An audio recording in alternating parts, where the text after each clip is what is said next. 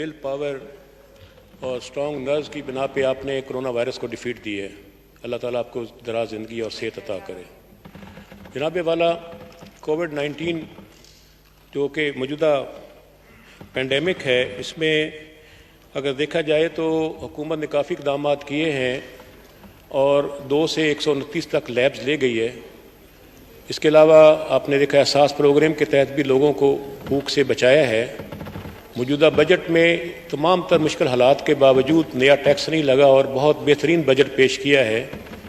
اس کے ساتھ میں بجٹ کی تعریف کرنے کے ساتھ ساتھ کچھ معاملات آپ کی خدمت میں اور ہاؤس کی سامنے پیش کرنا چاہتا ہوں.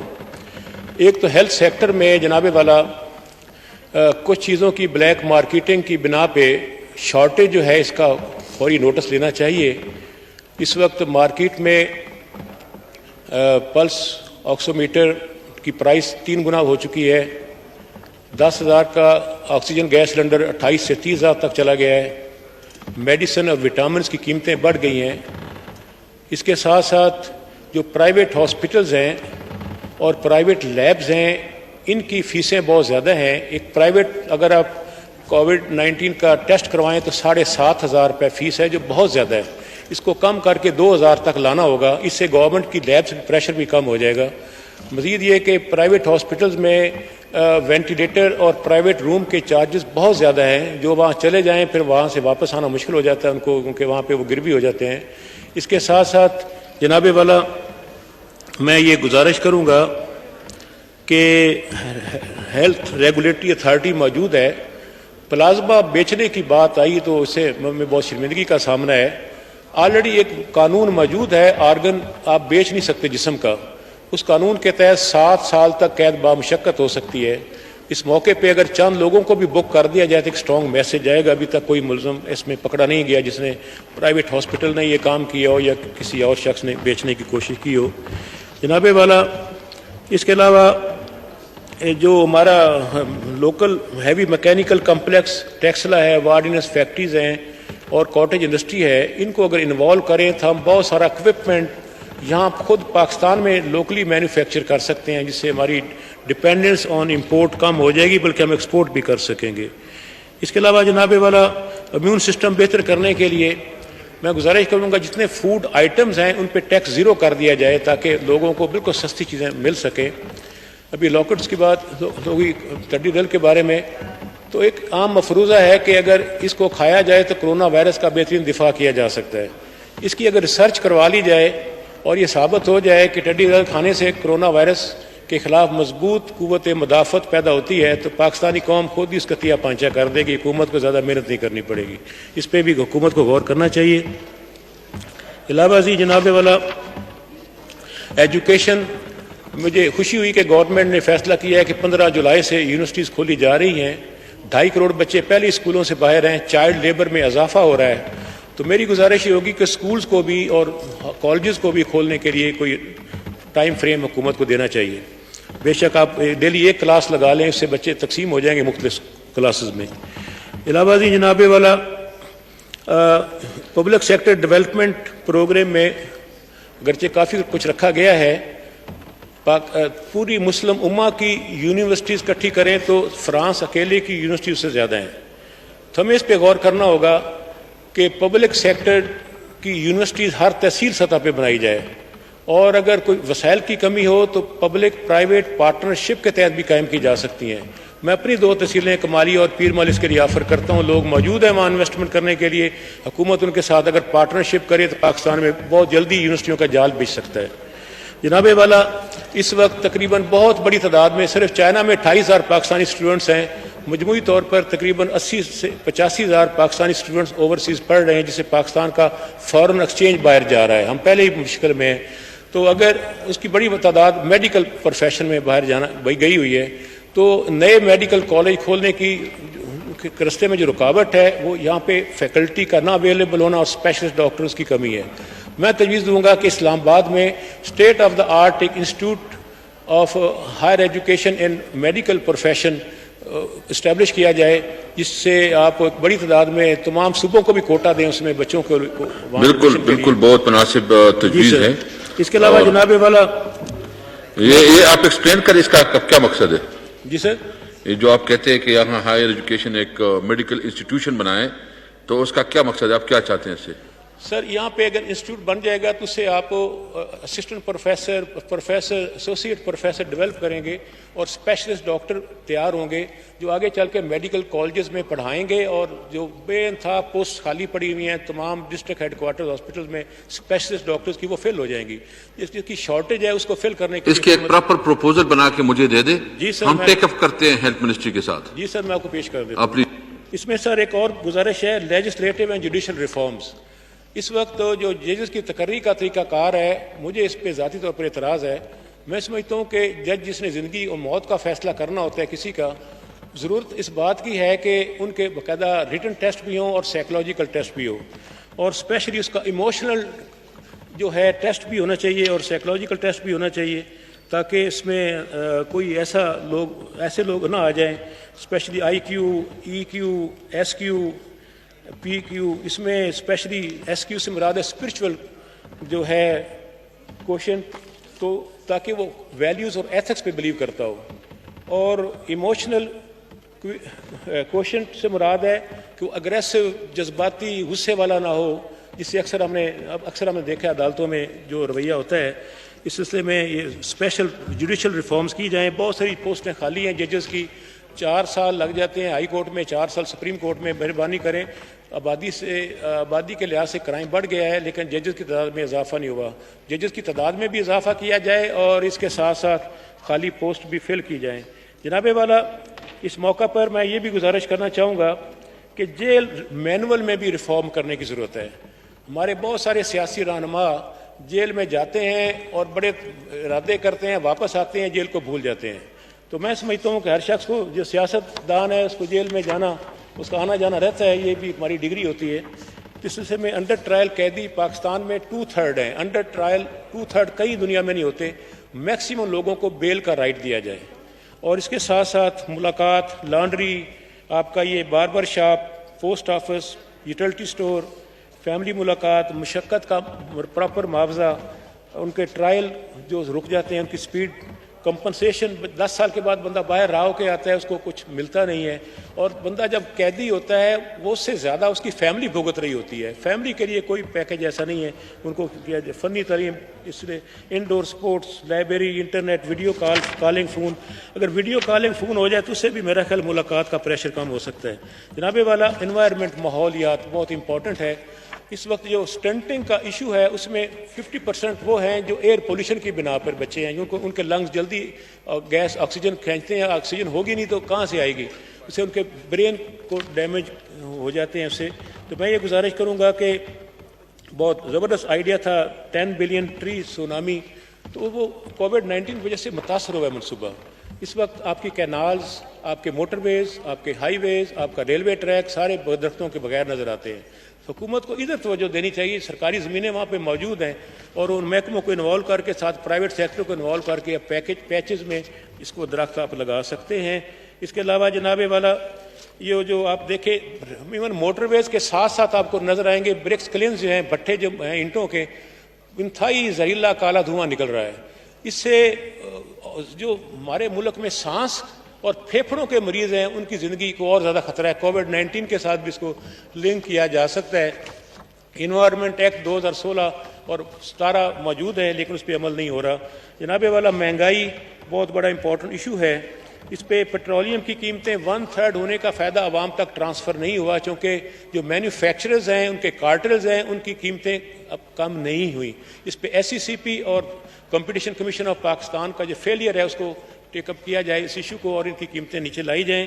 اس کے علاوہ جناب والا، جو معیشت پر بوجھ ہے، پاکستان سٹیل، ریلوے اور PIA، ان کو میں گزارش کروں گا پرائیویٹائز کریں تاکہ اربوں روپیہ پاکستان کا جو ڈوب رہا ہے وہ بچ جائے. جناب والا، کرپشن بدنام تو ہم سیاستدان زیادہ ہیں، لیکن اگر آپ نیب کا ڈیٹا اٹھا کے دیکھیں 2% سے زیادہ سیاستدان انوالو نہیں ہیں، باقی لوگ ہیں. اس میں جناب والا اس وقت 3 ادارے ایسے ہیں، اوگرا، پیمرا اور ٹیسکوز، جن کی کرپشن کے لمبے قصے ہیں. وہ تو پولیس کو بھی پیچھے چھوڑ گئے ہیں، تو اس کے لیے بھی میں غور کرنا ہوگا. جناب والا، ہر شخص کی عزت نفس کو اچھالا جا رہا ہے سوشل میڈیا کے ذریعے. فیک IDs کی بھرمار ہے اور ہر شخص کی کردار کشی ہو رہی ہے. اس پر سائبر کرائم ایکٹ موجود ہے, انتہائی کمزور قانون ہے, اس کو امپروو کرنا چاہیے. اس میں آپ خود چونکہ آپ کے لا کمیٹی کی چیئرمین ہیں, لا اینڈ جسٹس کمیٹی کی چیئرمین ہیں, آپ کوئی بالکل میں سمجھتا ہوں کہ یہ بہت زیادہ بڑھ گیا ہے, آپ اس پہ خود کوئی ڈراپ کر لیں کسی دوسری ساتھیوں سے جو لیگل جس کا ایکسپیرینس ہے اس سے لے کے آئیں, ہم انشاءاللہ تعالیٰ اس کو ٹیک اپ کریں. اگلی میٹنگ میں سر آلریڈی جنرل پہ ہم نے رکھا ہے, اس میں ایف آئی اے کو بھی بلا رہے ہیں کہ ان کی اپنی نہ کیپیسٹی ہے نہ اور لا بھی کمزور ہے, دونوں چیزوں کو کلب کرنا ہوگا سر. ٹھیک ہے, میں اس پہ انشاءاللہ تو یہ خود آپ ذمہ داری لے لینا, اس قانون کو جو ہے نا آپ اپنے اس میں لے کے آئیں. جی سر, ایز اے پرائیویٹ ممبر لے کے آئیں. جی سر. دوسرا سر گزارش ہے, چلڈرن بچے ہماری مستقبل کا ہوپ ہے. U N convention on the right of the child, Pakistan نے 12 نومبر 1990 کو اس کا ریٹیفائی کیا ہے, ہم نے اس کو سائن کیا ہے, سگنیٹری ہے پاکستان. اس میں ایک بڑا ایشو جو ہے وہ چھوٹی بچوں کی شادی ہے. 18 سال سے کم 21% شادیاں ہوئی ہیں پاکستان میں پچھلے سال, اور 15 سال سے کم 3% بچیوں کی شادی ہوئی ہیں. اس پہ بھی ایک لا کو ہمیں فائنل کرنا ہوگا کہ کم از کم منیمم ایج کیا ہے پاکستان میں. اس کے علاوہ بچوں کی ایج کا بھی ایشو ہے. آپ اگر آرٹیکل 25A پر جائیں تو وہاں لکھا ہوا ہے 5 سے 16 سال کی عمر تک بچوں کو فری اور کمپلسری ایجوکیشن دینا اسٹیٹ کی ذمہ داری ہے. اگر آپ دوسری طرف چلے جائیں بچوں کی ایج کے بارے وہ 14 سال لکھا ہوا ہے, تو اس لیے یہ بھی کنٹراڈکشن ہے, آئین کے دو آرٹیکلز آپس میں ٹکرا رہے ہیں, تو اس میں بھی ہمیں غور کرنا ہوگا. اس میں سر گزارش ایک اور ہے تھوڑی سی کہ ڈومیسٹک چائلڈ لیبر کا بہت بڑا ایشو ہے.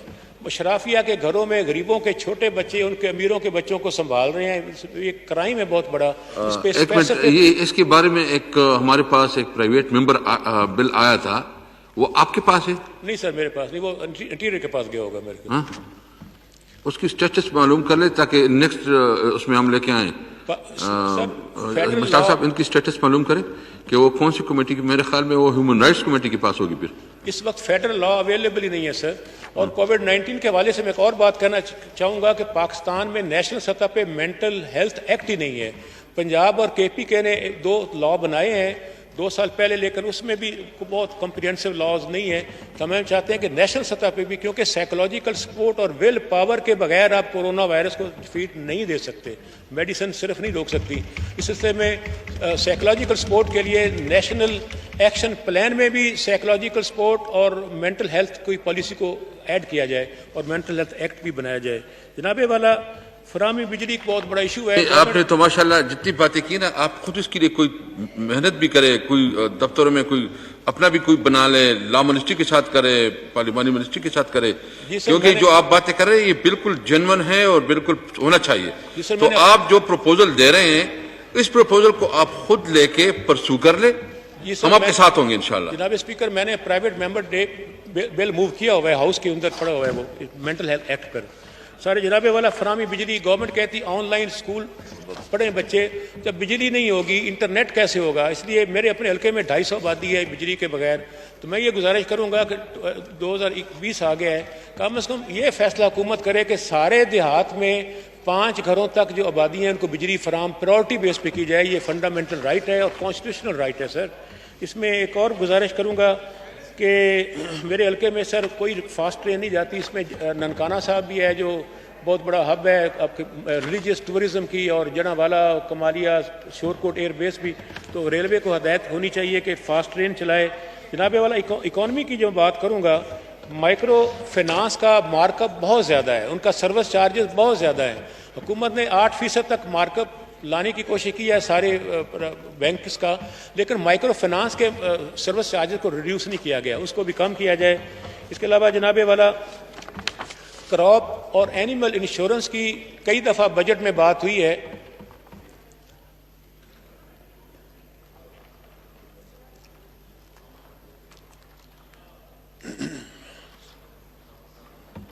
جناب والا سر, کراپ اور اینیمل انشورنس کا ہمیشہ بجٹ میں پیش کیا جاتا ہے, عمل اس پہ کوئی کام نہیں ہوا. اگر یہ جو تھنڈر سٹورم اور آئس سٹوننگ, بہت سے لوگوں کی فصلیں تباہ ہوتی ہیں, آپ ٹیڈی ڈل کی وجہ بھی کہہ سکتے ہیں. کراپ انشورنس مسٹ ہونی چاہیے پاکستان میں, اور اینیمل جو چوری چکاری بھی ہو جاتی ہے اس سلسلے میں آپ کو کوئی ہدایت کرنے, آپ خود بھی اسپیشل کمیٹی آن ایگریکلچر کے سربراہ ہیں جناب والا, تو کراپ انشورنس اور اینیمل انشورنس کو انشور کیا جائے سر. اس کے علاوہ سر جناب والا اس میں جو زراعت پیکج دیا ہے گورنمنٹ نے کووڈ-19 پہ، یہ 50 ارب روپے کا ہے، 50 بلین روپیز. اس میں ایک بہت بڑا سیکٹر اگنور کیا گیا ہے. اس میں جناب والا dairy and life stock sector کو اگنور کیا گیا ہے. Dairy and life stock sector جو ہے وہ ٹوٹل زراعت کی انکم کا 60.5% ہے اور پاکستان کی جی ڈی پی کا 11.5% شیئر ہے. اس میں میری گزارش ہوگی کہ 50 بلین پیکج میں لائف سٹاک اور ڈیری ڈیولپمنٹ کو بھی شامل کیا جائے. جناب والا نوجوانوں کے لیے قرضے پچھلے سال دیے گئے تھے لیکن وہ جلدی اپلیکیشن زیادہ ہو گئیں اور حکومت نے اس کو کلوز کر دیا، ابھی تک وہ پراپر ڈسٹریبیوٹ بھی نہیں ہوئے. تو میں گزارش کروں گا کہ نوجوانوں کے قرضے پچھلے سال کے بجٹ میں تھے ان کی ڈسٹریبیوشن اور ڈسپرسمنٹ کو انشور کیا جائے اور ان کو آہستہ آہستہ آپ ان کو مارک فری اور اپنا سود کے بغیر قرضوں کی طرف لے کر آئیں. جناب والا ایک اور میں گزارش کرنا چاہتا ہوں، ساہیوال سے ڈیرہ اسماعیل خان ایکسپریس ہائی وے کا project ministry of economic affairs میں ڈمپ ہوا پڑا ہے. ساہیوال سے ڈیرہ اسماعیل خان ایکسپریس ہائی وے وہ میرے حلقے میں سے گزرے گی. Order in the house please, order in the house please. تو سر شکریہ سر.